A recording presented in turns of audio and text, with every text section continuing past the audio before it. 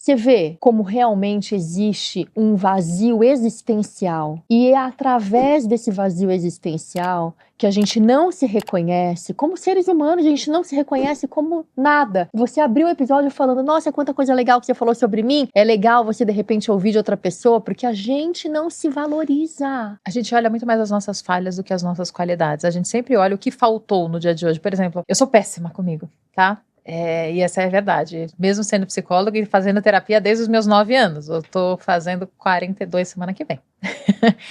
E aí, quando a gente olha e fala assim, terminei de fazer o programa e eu deixei de falar isso, que era tão importante, poderia ter falado isso. Mas eu não olhei tudo que foi de positivo e o corte que fizeram e talvez tenha entrado na Jovem Pan, ou tenha entrado na Panflix, tenha entrado em algum lugar.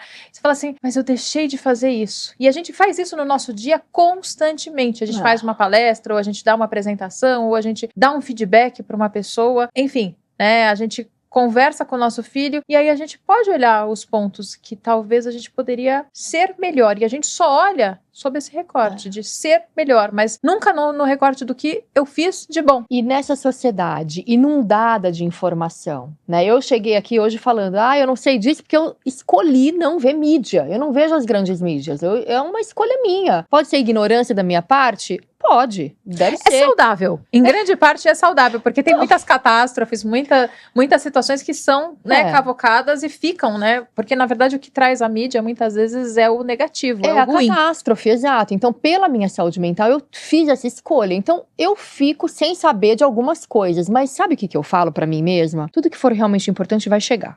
E sempre chega. Sempre chega, porque eu tenho também a minha curadoria, né? Mas, justamente, diante dessa avalanche de informação e de conteúdo, e as pessoas sempre estão achando que estão no lugar errado, né? Aquele FOMO, aquele feeling out, feeling of missing out. Feeling of missing out. Então, aquele FOMO. E isso é inevitável que gere ansiedade. Se você não tá por dentro de tudo que tá acontecendo, e a gente não consegue estar por dentro de tudo que tá acontecendo, isso gera um desconforto muito grande, porque também, né, dentro de um quadro de ansiedade, a gente tem uma questão do controle excessivo, né? Então a gente quer saber de tudo que tá acontecendo e gostaria de manobrar o que o outro vai fazer para eu saber como responder. Então eu já fico ali processando algumas informações do futuro. Se a pessoa falar isso para mim, eu vou responder isso, mas se a pessoa agir dessa forma, eu vou determinada coisa. Só que aí eu nunca sei o que o outro ser humano vai fazer e ele sempre me surpreende, porque isso faz parte da humanidade. Claro. Talvez aí entre a questão, inclusive, do bebê reborn, porque eu posso prever o que o outro vai fazer. Nada. O bebê reborn não vai fazer nada. Não vai fazer nada.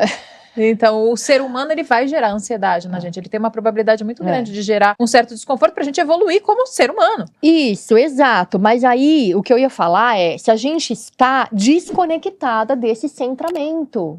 Porque isso de esperar do outro, de querer controlar o outro, é também uma disfunção. Quando a gente provoca um sofrimento na nossa vida, e a gente vive em função disso, sim, a gente entra numa disfunção. Porque a gente tem a ansiedade natural, que é uma motivação para a gente acordar, e para a gente viver, e para a gente fazer acontecer. Sim. E a gente tem a ansiedade disfuncional, que a grande maioria das pessoas tem. Sim. Né? Que a gente vive em função e tem um sofrimento, uma falta de ar, tem sintomas fisiológicos da ansiedade e provoca alguns comportamentos que talvez a gente não gostaria de ter em função do que a gente pensa.